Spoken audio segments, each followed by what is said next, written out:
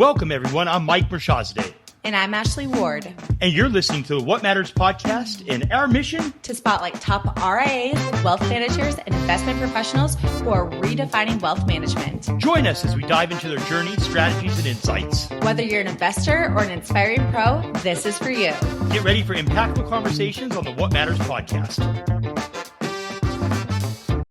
Hey, everyone. Welcome to another episode of the What Matters podcast. I am Mike Mershazadeh, and this is my co-host, Ashley Ward. Hey, everyone. And today is our esteemed guest. We have Mr. Jeff, and I apologize if I don't pronounce it correctly. Is it Fuhrman? It is, yes. Okay, my last name's Mershazadeh, so that got butchered. Last name got butchered my entire life. I try not to do it to anybody else. Jeff, I did a little bit of a recon on you before our podcast today. And saw that you have an extensive background in education. You went to Columbia, is that correct? I did, yeah. Wow. Can you tell us a little bit about that and how that led into the wealth management space? Well, that's a longer discussion, but yeah, I went to Columbia, got my master's, my MBA back a while back in 1997, and from there I immediately took a role on Wall Street working as an investment banker.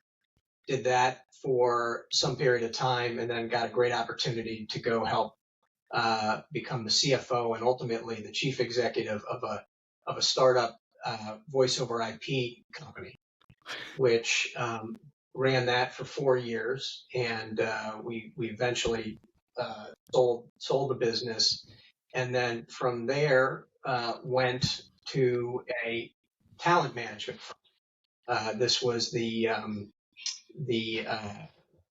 arts and entertainment division of IMG, the big sports and media empire, really.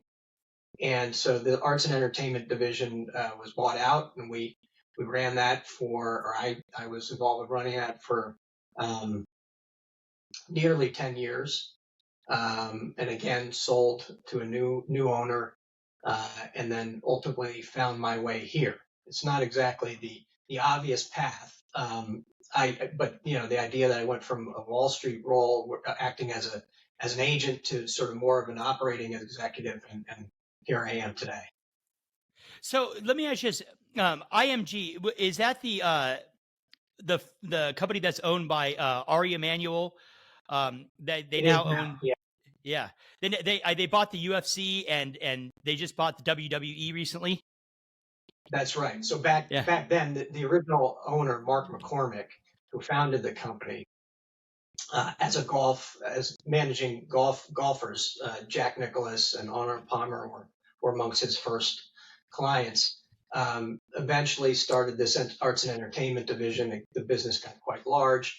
And ultimately, they decided to sell. He actually passed away. It saw its way through a couple different owners, private equity firms, and then ultimately wound in its way to Ari's firm.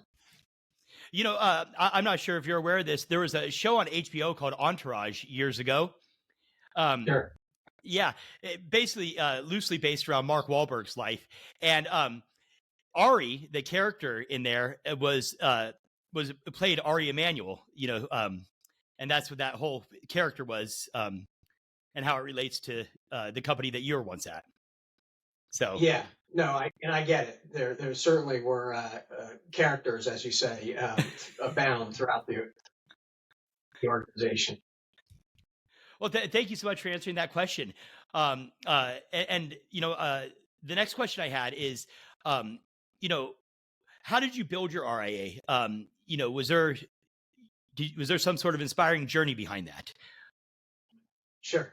So I joined the firm 10 years ago, but actually we're on the cusp of celebrating our 15th anniversary. So in October of 2008, during the sort of depths of the great financial crisis, my partners, the founders of the firm, left Merrill Lynch and to create this independent enterprise, which you can imagine was a pretty scary time, but it proved to be fortuitous. And they left Merrill with about $350 million of assets And in the 15 years since, we've grown it to over $3 billion today. Wow. Wow. Wow, that's impressive. Yeah. Amazing. So, Jeff, can you tell us a little bit about some of the valuable lessons you've learned along the way throughout your career? I know, you've had some different career paths, and which has now led you to be a partner and president at Coastal Bridge. So, can you tell our listeners some valuable lessons that you've learned? Sure, sure. Yeah, I mean, it is interesting because when I started here, I could barely spell RIA, let alone know what exactly they do. But I was brought on not necessarily for my industry expertise, but really some of the management experience and insights I had. And I think I sort of when I think about that, I think it starts with humility. Especially when you're coming into a business that you don't know a lot about. Obviously I come with, as I mentioned, with certain array of skills, but I have to be open to learn new ones, right? And we're an evolving industry in a dynamic world, and have to be open to learning new things, both from my colleagues and peers to more formal training. So that is fundamental to who I am. I think the other element is to sort of maintain uh, composure under pressure, right? Again, there can be moments in any one of these business, not least of all this one, where there's a lot of anxiety-ridden moments, and I think it's important to maintain composure and to sort of remain calm and create decisions or make decisions that are based in an emotionless way, and basically inspire others to act similarly. And then I'd say the third piece is really having an ability to operate with both the right and left side of my brain, right? So, on the one hand, making sure that the trains arrive on time, all the tactical elements of our business, um, and then also at the same time, having an eye on the bigger, broader picture, right? So keeping a handle on both sides of how we run our business. Right. So let me ask you this.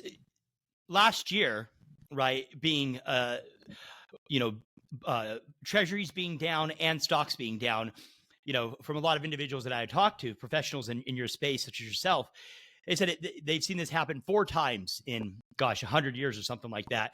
And I don't know what the actual truth is behind that number, but how are your clients acting? And, I know that you had brought up, keeping a good outlook on that, but was going to work every day last year stressful? Were you getting bombarded and barraged with phone calls and emails? I mean, certainly it was a period of great volatility and stress created. And, our goal, and we really make it a priority, is to take that stress out of our clients, right? And sort of help remain calm. And part of that is creating long-term plans that, to the extent possible, and granted, as you say, once or 4 times in the last century or what have you, anticipate some of these black swan events so that our clients can remain calm and do what they do best and not have to worry, and let us do that for them. And so again, taking long-term vision. That's not to say it was without stress and anxiety. Of course, it was, but we like to do what we can and keep. I mean, we're open always to our clients, but hopefully they don't feel the need and know and trust that we are doing the right thing for them. Thank you. I appreciate that answer. Yeah, and so I want to ask you too if you thought there were any key risks that you might have took in the beginning of your career that really contributed to your growth and success today. Yeah, I mean, I think it's just going back on the trajectory that I spoke to earlier. It's just it's the willingness to take risk, right? I mean, I've done all these worked in different industries, from banking to startup.com to talent management to now financial services again. And it's just that willingness to take risk and see an opportunity and take it. It's just I've not stayed in any particular industry. I love this one, and I love what I'm doing, so I have no interest in leaving. But it is to see opportunity and take advantage of it, I guess, is is how I'd say. And let me ask you this: what do you think some of the leadership lessons that you have learned have been? What would you like to share with other leaders in the RIA space? Yeah, I think look, we're in a world that is, under constant evolution, right? And again, going back, it's that staying calm, recognizing that change is going to happen, and you have to take advantage of that and keep a pace with what's going on, and seize those opportunities, or else you'll get stuck behind. Thank you. Absolutely. And how do you create a culture of, learning and development within your firm to really show your employees, not be afraid of the risks, to stay calm, all those things that you mentioned? I know a lot of people talk about culture these days and how important that is. What's your philosophy on that? So, one of the things we've done here is make clear what everyone's role is. So we spend a lot of time on, it sounds rather mundane, but on job descriptions. So we review job descriptions every 90 days with the idea that oftentimes when people start a job, if they have a job description, what invariably happens is it evolves and no one really knows what they're doing. Their superiors don't know, the people they're working with don't know, and it's just hard to keep a pace with that. So the intent here is to really focus as a start on everyone's job description, make sure they're clear what their role is in the organization, and in the same veins, focus on developing them, hoping that taking that job description and saying, okay, how can we develop you? How can we bring you to the next level? One of the, I would say, attributes of working in a relatively small firm is I know this sounds funny, but there is no uh, direct, clear career path. So if someone who is working in operations says they want to go do advisory, we can help facilitate that. It may not happen overnight, but it's not like you're stuck in a particular channel. And so that's what I hope we can offer our team, and it allows them to see a broader career path. One of the things I say to people when they start consistently is that there's a sort of expectation I have that no matter where they are in their career or their age or what have you, that I hope and expect that this will be the last job that they ever have. And that might be a bit I like aggressive, that. but the quid pro quo there is that in turn they need to expect of me as a proxy for the organization that we will help develop them professionally, financially, emotionally, what have you, as they grow throughout their career. And if we can't do that for them, they probably should leave and find a new opportunity, because we want to grow good people. That's what we need to do. And if there's a better opportunity, I hope there's not, but sometimes that's going to happen. And so we're just all about growing our people and making clear that they know their role in the place and can find new ones as appropriate. Now let me ask you this: your financial, I don't want to call them financial advisors or wealth managers, but your do you grow them organically, or do you acquire them from wirehouses and outside firms? We've done both. So the founders, again, my three partners, are all advisors, and they continue to do that. In fact, one of the reasons I was hired was because they didn't want to manage the business; they wanted to get back to different clients. And so, good for them and good for me. And so that's how I arrived here. And we've had other people that have sort of found their way through the organization at different levels and risen to the level of an advisor. And then we have people that came on from outside. So in all sort of in both ways, as you described. And what is it? What do you feel the future of wealth management holds there? What does it look like in your eyes? I think the future, there will be, for starters, continued consolidation, right? I think the need to get bigger grows every day for some fairly simple reasons. First, the demand for increased technology spend and investment the table stakes just rise every day, right? So what was innovative last week is table stakes this week and will be old news next week. And so you have to continue to reinvest in your business, number one, and harder to do that when you're smaller. So that consolidation helps that. Number two, I think there will be continued demands, if you will, on regulatory and let's call it cyber requirements. And so, again, if you're small, it's harder to make those investments. I think so. We'll see continued consolidation for those reasons. Clearly, AI will play a role in the future. I think that will have some profound effects, and the continued demand. I mean, it's been a hard market finding talent, right? I mean, it's I don't know if that's the future, but right now certainly it's hard to find talent. Yeah, and so kind of going into that, I know that it's hard to find talent, but also, like you mentioned, just the future of it's changing. AI might play a role in it. Is there any specific steps that your firm is taking to really attract and retain the next generation of clients?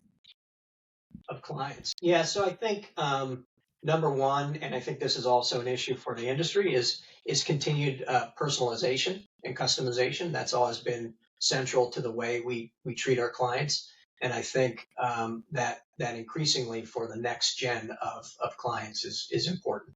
I also think for them, the younger generations, different forms of accessibility. It may be cliche, but they're more inclined to do for starters, maybe a video call versus person over the person to person, and perhaps even Right. like to do it all through an app. So we have to create the tools to help make that work for future clients. Right. And the technologies. Are there any specific technologies that you really think are, shaping the industry right now? For us, the way we see the world, the center and the sort of source of truth for everything really comes down to our CRM, and all roads lead into the CRM and then can go back out, and that integration, and hopefully we would, regardless of the reporting software we use or planning software or whatever it may be, it's all going to go through the CRM, and that helps clean it and standardize it, and we can use it in different ways throughout the organization. So for us, it's all about that. And in the future, I think that data management, because that's ultimately what it is critical. And I think that's where we see the world going. And let me ask you this: obviously, you're being in this space. I'm not sure how up on the current events you are. You've probably heard recently what's happened and been going on with Goldman. And do you see that as, opportunity for the industry, or do you see that there's going to be some mergers and acquisitions that go on, some consolidation? What are your thoughts there? You mean the sale of the business they had bought? Yes, correct. Yeah, I mean, I think there is going to be a lot more consolidation, but at the same time, for every firm that gets merged together or acquired, there's a new firm starting every day, right? So maybe the number of RMAs isn't changing, but the number of acquisitions will continue to increase. And I think what will also happen is, again, as this consolidation, both in terms of what I mentioned earlier with technology and regulatory demands, also I think clients are going to increasingly demand that their advisor has a whole full comprehensive suite of services. And for the larger firms, they can offer those things that some of the smaller ones cannot. Now, what happens is suddenly these RIAs become so large, they sort of lose some of the, let's say, flexibility and adaptability and nimbleness that made them so exciting and valuable to clients. And so there's a balance there. I think some of these firms become so big, they become the bureaucracy they sort of rebelled against to start. And what do you think the future holds for you guys? I think Obviously you've built, uh, you guys have built, quite a large AUM in just the amount of years you've been in business. What's your goal, and what does the future hold for you guys there? I think we believe that growth is imperative, right? I think it is. It's hard, as I mentioned earlier, to continue to develop people if you're not growing, right? It becomes static, and it's hard to move people around and develop them. So growth is imperative there. For that reason, it's imperative to attract talent by being big enough to offer, an appropriate future and compete against bigger firms, et cetera. So we see continued growth definitely as part of our future. It is innate to our culture. It starts with the DNA from the Wirehouse, where there's a very entrepreneurial spirit that exists here throughout the team, and that informs the technology we choose and how we go about managing our business and the approach to it.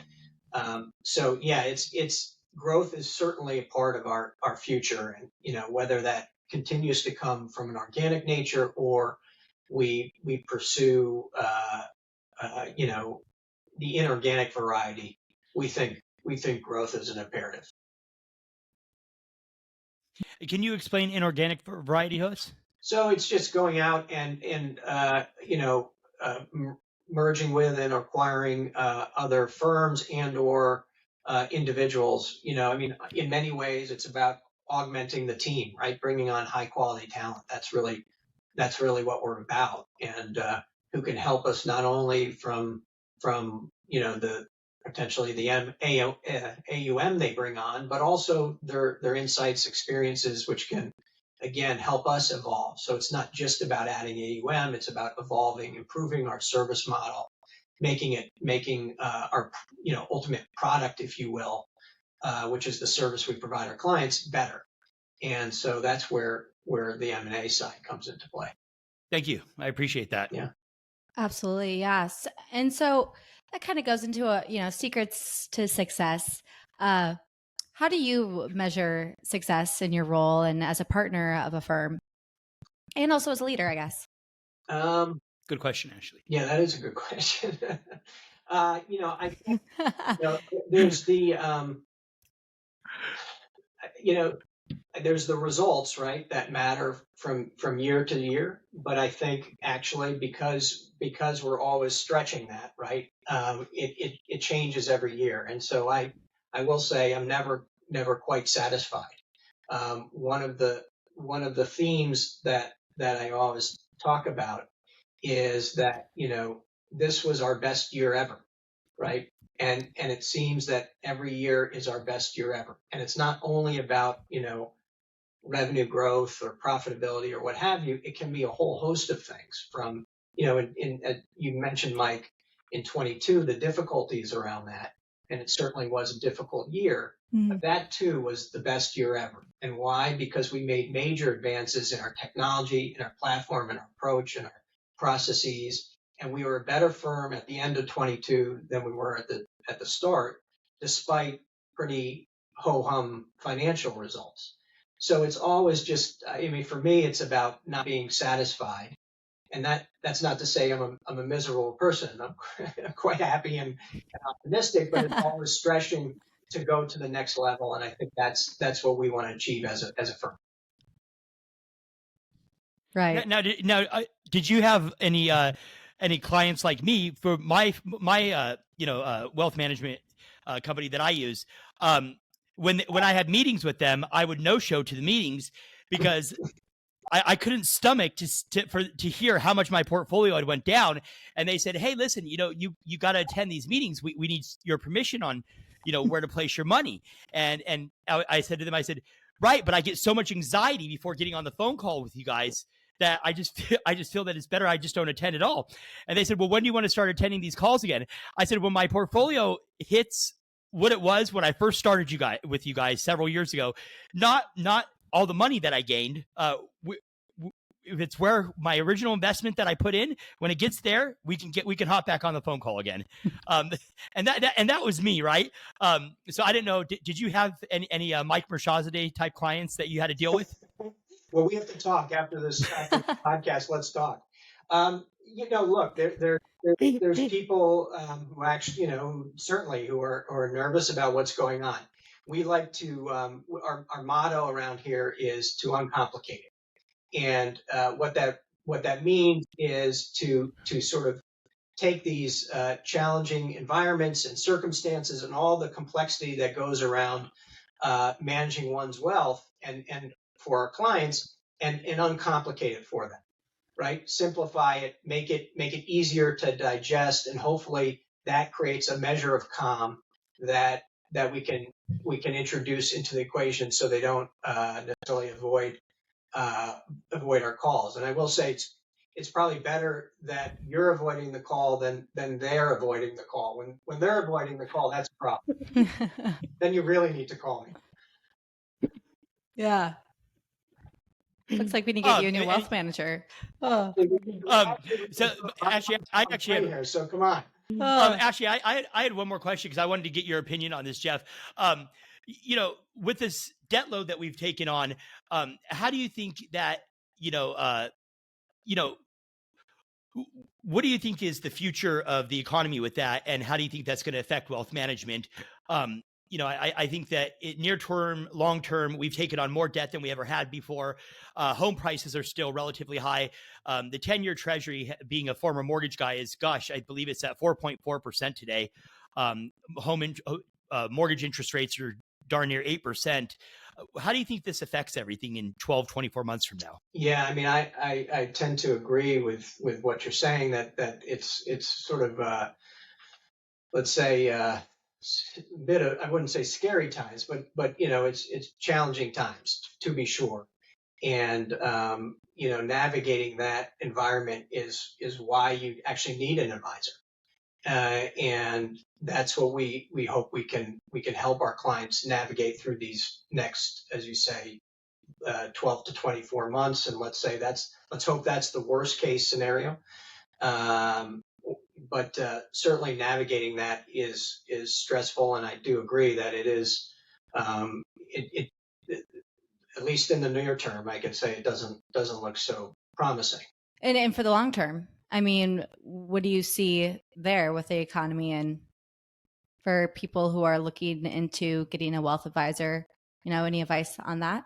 Yeah, I mean, well, certainly from an economy perspective, I'm always bullish on this country, and I think there will be moments of struggle, but we will ultimately not only get through it, but succeed and outperform. So I think in the long term, and if you have a long-term view, that's probably the right place to be, and that helps provide some measure of calm. So I'm confident in the longer term. Absolutely. Micah, we lost you there. I said that's almost the exact same answer that we had gotten from our last podcast. So it seems to be looking out long term, and not trying to guess what's going to happen tomorrow and guess which sectors are going to make it and whatnot. Yeah, that's always our view. So we don't. I mean, we will act tactically, but generally speaking, we are strategic investors. We go to a client, and we have every client gets effectively a bespoke portfolio based on their specific objectives and needs and their financial circumstances. And so we're going to look at that. We're going to test it to see what works. And again, we will test it to see, for some measure of black swan events to make sure that they don't lose everything, and help navigate through these times. And there are always opportunities that we can find, hopefully, to help navigate. Thank you. Yeah. And any final, lessons, insights you want to leave our listeners, possibly to, aspiring wealth managers? Any lessons you have for them to how to navigate challenges and seize opportunity in the future?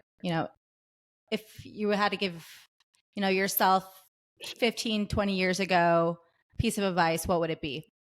So I guess I'd say, in the RIA space, for the most part, there are, I don't know, 15,000 RIAs, the vast majority of which are fairly small. As we discussed, there are some very large ones that are beginning to look like, wirehouse brokerages and the like. But for the most part, they're smaller firms, right? We're a firm of 27 people today. So it's not a massive organization. So we still have, despite being 15 years old as a firm, we still operate in an entrepreneurial manner. And so in that vein, I think it's ultimately, like any business, it's about the people and finding high quality talent to fill the ranks. But in this industry, in an industry and in an environment that is entrepreneurial, it's finding adaptable people, right? Because number one, with we're 27 people, who all wear slightly different hats on a given day, and they have to be adaptable and flexible to the challenges that come. And so it's like anything, it's about finding people, the quality people. Couldn't agree more on that. I feel like me and Mike were just talking about that the other day, just how if you're going to hire someone, it needs to be someone that can adapt and, grow within their position and learn from their leaders. And really, those are going to be the people of the future. I think that's right. That's yeah. Like you said. Well, I think that ends us for today. Thank you so much, Jeff. We really appreciate you sharing your insights. I think Mike and I agree with a lot of what you had to say on growth and your perspective for the future there. So we appreciate you. And to all of our listeners, thanks for listening to another episode of the What Matters podcast, where we talk about what really matters in finance and where finance meets innovation. Have a great day, everyone.